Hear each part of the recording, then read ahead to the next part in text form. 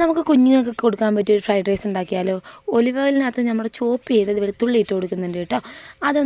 ഒന്ന് ജസ്റ്റ് ഒന്ന് മണം മാറി വരുമ്പോൾ അതിനകത്തൊരു 2 പച്ചമുളകും കൂടെ ചോപ്പ് ചെയ്തും കൂടി ഇടുന്നുണ്ട്.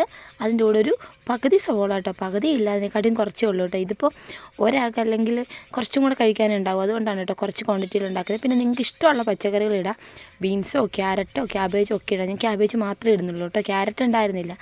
പിന്നെ നമുക്കിതിനാവശ്യമായ ഉപ്പും കൂടി ഇട്ട് കൊടുക്കാമേ. ഞാൻ ഓൾറെഡി ചോറ് വേവിച്ച് ഉപ്പിട്ട് വേവിച്ച് മാറ്റി വെച്ചിട്ടുണ്ട്. ഇത് ഉപ്പിട്ട് വേവിച്ച ചിക്കനാണ് കേട്ടോ, ജസ്റ്റ് ഒന്ന് പിച്ച് പറിച്ചിട്ടേക്കുന്ന ചിക്കൻ. ഓക്കെ, അപ്പോഴത്തേന് ഇത് മാഗി ക്യൂബ് ഉണ്ടെങ്കിൽ അതിടാം. ഇത് ഫ്രൈഡ് റൈസിൻ്റെ മസാലയാണ് കേട്ടോ, നമ്മുടെ മാഗിക്കൊക്കെ കിട്ടുന്ന മസാലയല്ലേ, അതിട്ടാലും മതി.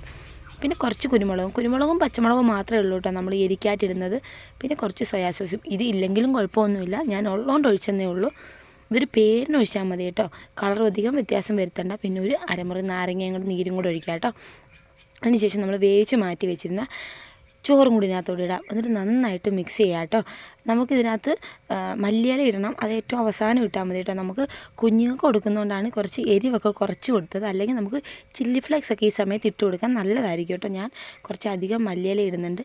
മല്ലിയില ഇടുമ്പോൾ കുറച്ച് കളർഫുള്ളാവും, ശരീരത്തിനും നല്ലതാണ്, കഴിക്കാനും നല്ലതാണ് കേട്ടോ. അപ്പോൾ എല്ലാവരും ചെയ്ത് നമ്മുടെ മക്കൾക്കൊക്കെ കൊടുത്ത് നോക്കണേ.